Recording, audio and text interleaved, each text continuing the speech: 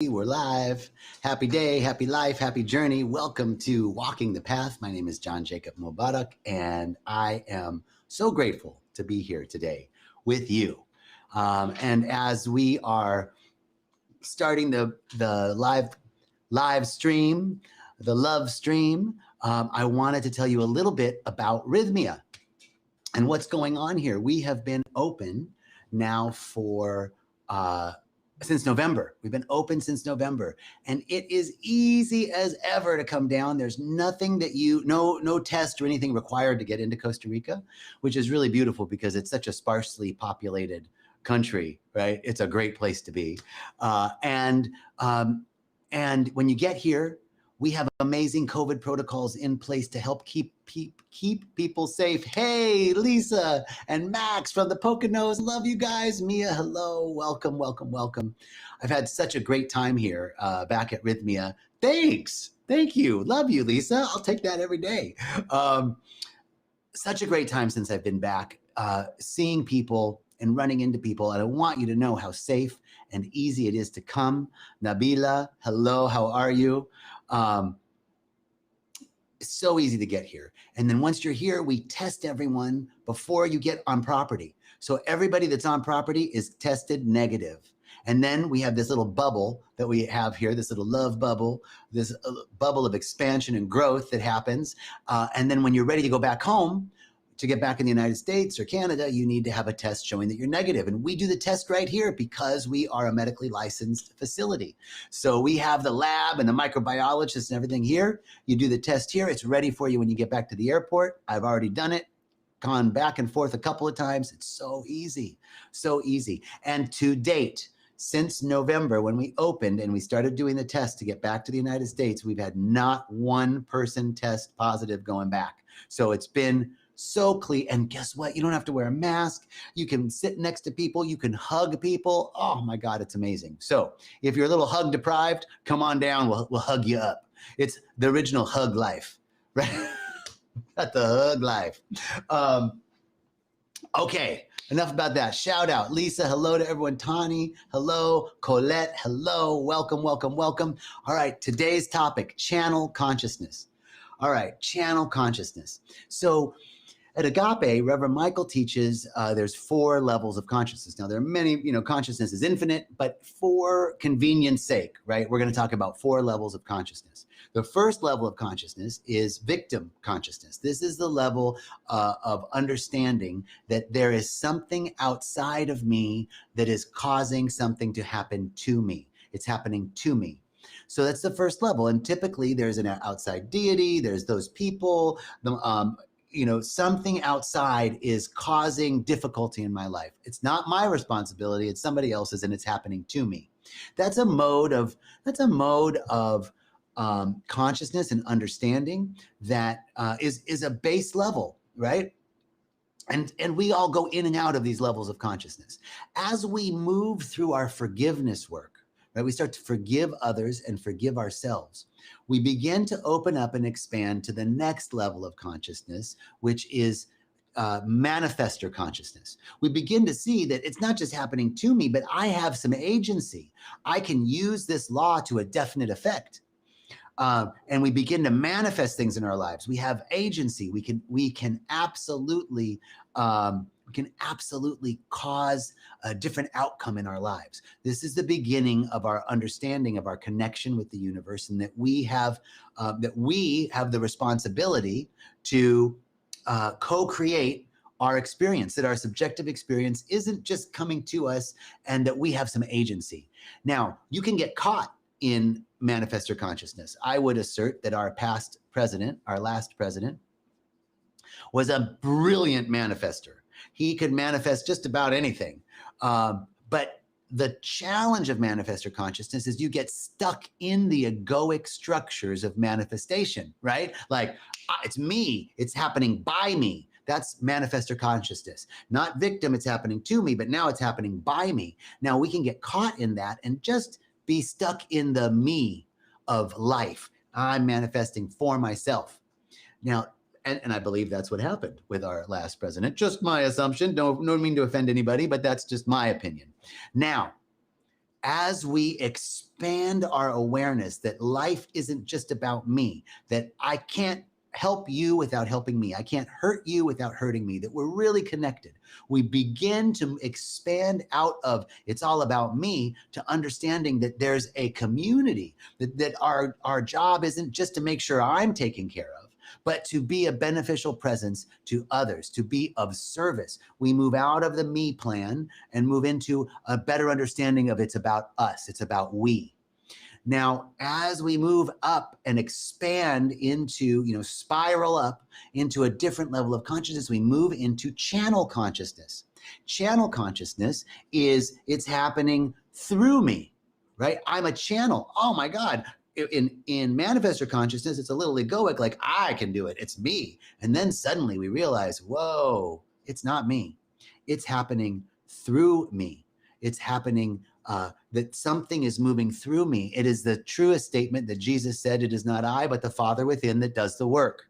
I of mine own self do nothing. So we begin to realize that there's a greater power at work here. There's something spinning the planet without human compulsion. There's something digesting my food and causing the day to turn to night and night to turn to day, that every winter transforms into spring. Something is moving through me, and it's not just me making it happen, but it's something moving through me. This is channel consciousness. We've all had this experience of being in the zone, of being connected. I made every green light on the way to work. Things just went my way, meeting to meeting, call to call. I was in the zone. Athletes are in the zone.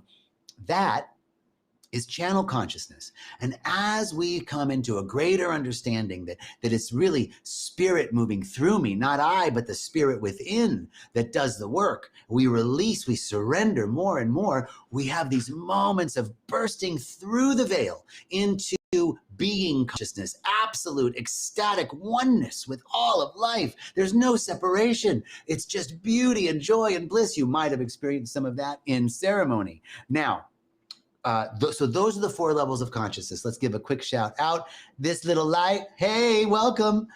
Ash, great to see you. Good evening. Sergio, great to see you, brother. Dorota, mi hermana. Gretchen, hello. John O'Brien from Scotland, lad. If it ain't Scottish, it's shite. All right. I hope I'm not offending you, John, but I think that I can do a Scottish accent, but I know it's not really good at all. Anyway, laddie. So welcome, John. Glad that you're here, brother. So now we want to talk about channel consciousness specifically, because we want to be in that zone more often than not. Now, life happens. We're not at one of my favorite sayings from one of my teachers, Reverend Kathleen McNamara at Agape. She said one time, I'm not asking to never fall asleep again. I'm just asking to wake up faster when I do. I love that. So obviously, we're not going to live in channel consciousness 24/7. Yeah, my accent needs work, Sean. Thanks, brother. Sandy, hello. Great to see you. So we're not going to stay in absolute bliss, ecstatic oneness all the time, right? We're going to spiral through and move through things. However, we have more agency, and we have tricks, we have tools, we have tools in our gig bag to help us recenter and be in channel consciousness more often than not. What is that? What are those tools? How do we stay in the zone? How do we stay in that flow? So I'm going to give you an example about today's talk, because yesterday I was asked, what's your topic? And I was like, channel consciousness. That's what came. Did I know what I was going to talk about? No. Do I know this stuff? I have a lot of knowledge about things that I can speak about, but what's this presentation going to be like? Well, I thought it would be really important to be in flow for this conversation and to be in channel mode, right? So I didn't really prepare an outline for this. And as I was typing in the title on the computer today, I spelled it Chanel instead of channel.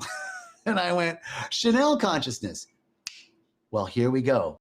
Do we know the story of Coco Chanel? Let me tell you, this is being in the flow. Something happened, I caught on to it, and I went, this is the story to talk about that can illustrate this point.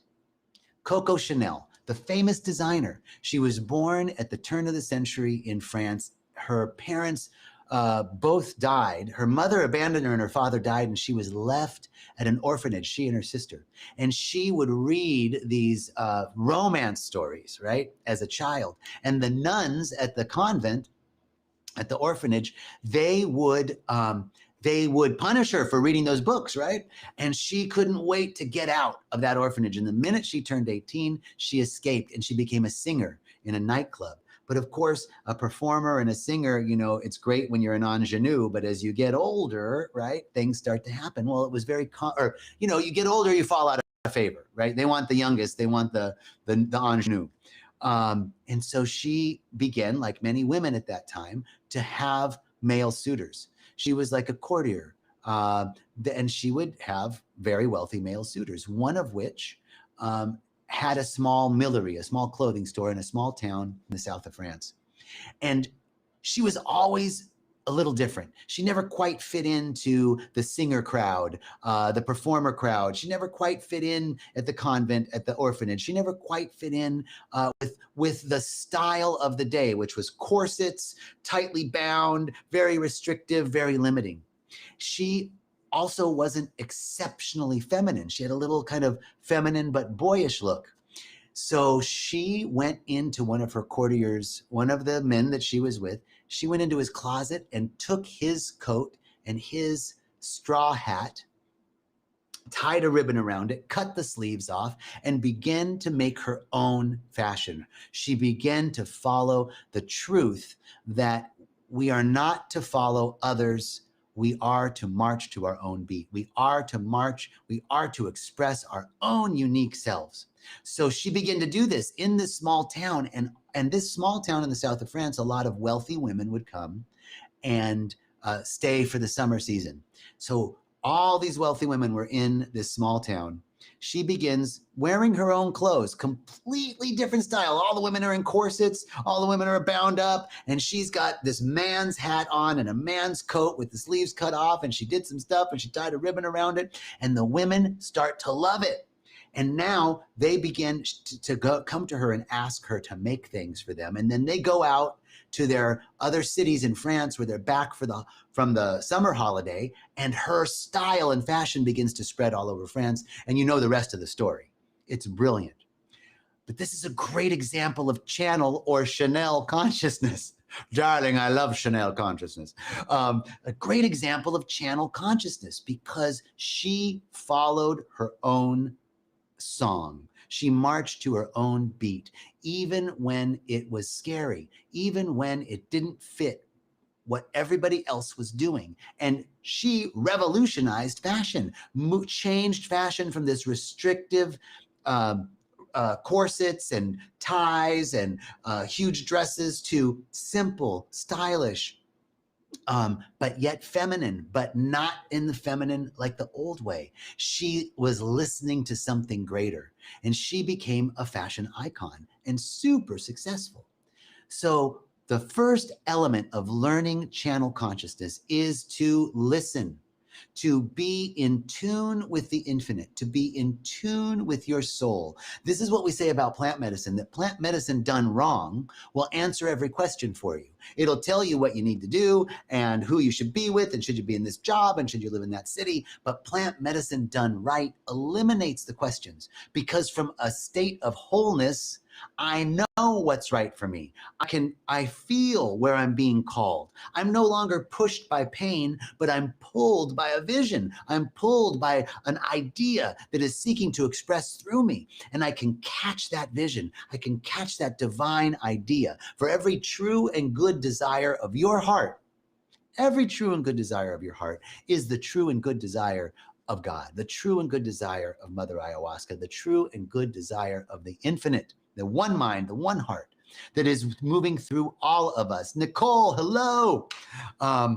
Now, so the first aspect of channel consciousness, of creating it to a definite effect, not just having that ad hoc, today was a good day, I made all the green lights, but to evoke this on a regular basis is to be in tune with the infinite, to listen. And that is what is required of listening is our practice, our spiritual practice. You're always connected with God. You're always connected with the source. You're always connected with nature. You can't be separate from it because you're it. You are nature. I am nature. Human nature is nature. We are biological organisms and we follow the same rules and universal principles that all other biological and physical organisms follow. We're part of this. We're not separate from it, right? So there's no way we can ever be separate from it, but we forget about it. Our mind gets in the way. Our mind begins to tell us, oh, we're separate. We're not that. So our spiritual practices are there to help us evoke the awareness that we are already one with it. We're not inviting God in. We're not inviting Mother Ayahuasca in. They're already here. They're in us because we are them. I am that which thou art. Thou art that which I am. So we're not inviting, we're not invoking, we're evoking our own awareness of our oneness with life, our oneness with God, our oneness with spirit, our oneness with infinite intelligence, our oneness with infinite love, our oneness with infinite power. This is the evocation of our awareness. And we do that through meditation, through affirmation, through intention, through prayer, through community, through sacred service, through sacred study. These are the principal aspects of practice. But practice is really anything that brings you into a greater awareness of your oneness with all of life. That's it. This is how we stay in channel consciousness.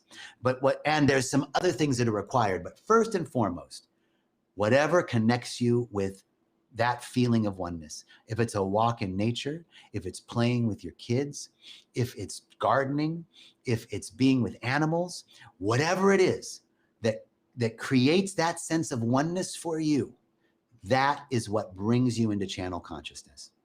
And then there's some other aspects that can definitely aid in facilitating and maintaining that flow, that zone feeling.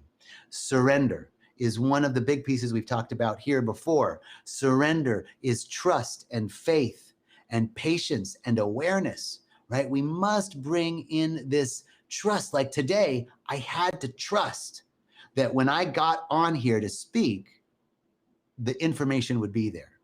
I didn't know what I was going to talk about. It wasn't until I was typing in the title and I misspelled channel into Chanel that whole story of Coco Chanel, oh, I remembered that. I remembered that story. I remember reading about it in Robert Greene's book, The Laws of Human Nature.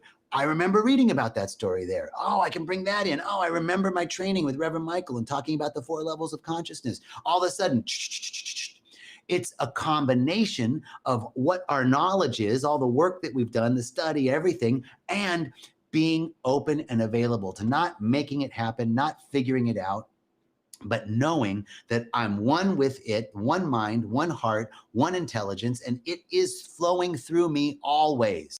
I need only open myself up to be a bigger Chanel for to be a bigger Chanel for God, channel, a bigger opening for the divine intelligence to move through me and through you.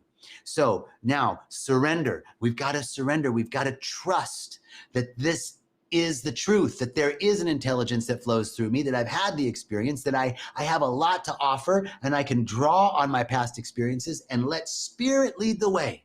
It is not I, but the spirit within that does the work. I of my own self do nothing. But when I bring myself fully and open myself up to be available for spirit to move through me, I'm in channel consciousness. I'm open and available to more good, more intelligence, more wisdom than I've ever experienced before. That's the other aspect of opening up to channel consciousness is affirmation. We have got to have some go-to affirmations. I'm telling you, you can feel the vibrational shift. Let's say you have a big project coming up and you're worried about it, a term paper, a presentation at work, something that you're working on for your community, whatever it is. You have this big project coming up and you're worried about it and you're nervous about it and you don't want to mess up and you want it to go good and you're really putting all this pressure on yourself, right? Now, so there's that energy. You can feel that energy. We've all been there before. Now you take an affirmation and you add that affirmation like, I know everything is in divine flow, that everything I need comes to me immediately.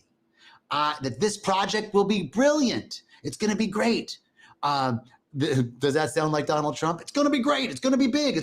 I'm telling you, he was a brilliant manifester, right? So you use this affirmation. This is going to be great. It's already great. I'm open and available to more good than I've ever experienced before. There's a master affirmation for you. I'm open and available to more money. I'm open and available to more love. I'm open and available to more good. I'm open and available to more intelligence. I'm open and available to more wisdom. Whatever you want to put there, I'm open and available to more good than I have ever experienced before.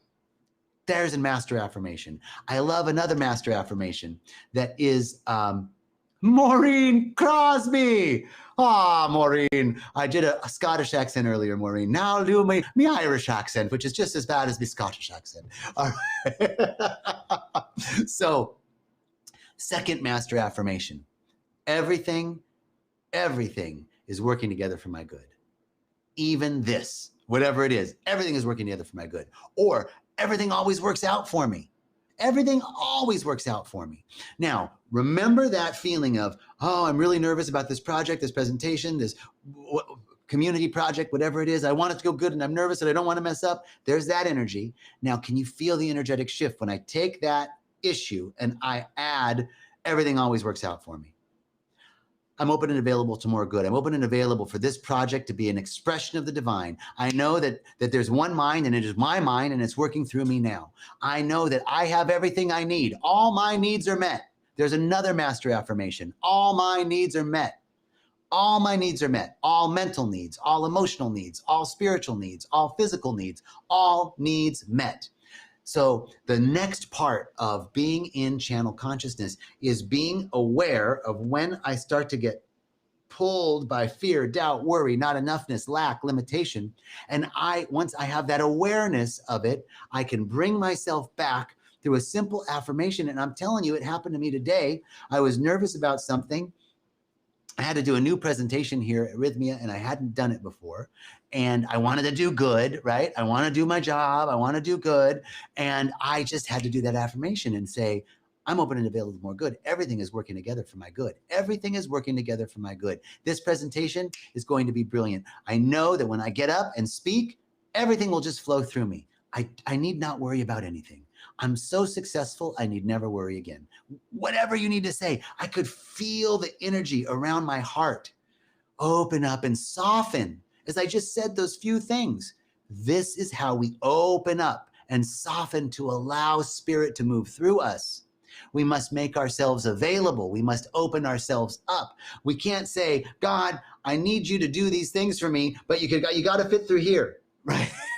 We need to give spirit a wide opening. It needs a big landing strip, right? We need those ideas, those intentions, those affirmations to be a big landing strip. We need to be a big landing strip for spirit to move through us. So,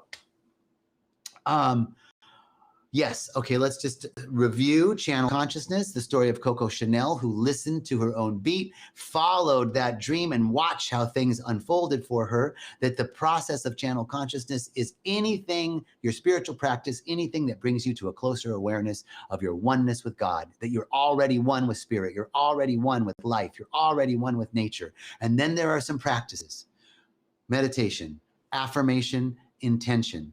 Those are three big practices that help us stay in the awareness of our oneness with life, our oneness with intelligence, and that all we need to do is open up to receive more, allow it to move and flow through us. This is how we can work with channel consciousness for a definite effect, instead of just those ad hoc ways of like, oh, it was a good day, everything was in flow, I wonder if tomorrow's going to be good. No, we got this. All right, everybody. Maureen, thank you. All my needs are met for the good of me and everyone else. Thank you, universe, in advance. Absolutely. Tawny, thank you. Nancy, thank you. Thank you all so much for joining us. Nicole, Lisa, Dorota, Brian, boy, y'all. Sergio, thank you. Thank you. Gretchen, Ash, much love to you. We'll see you next week. Blessings.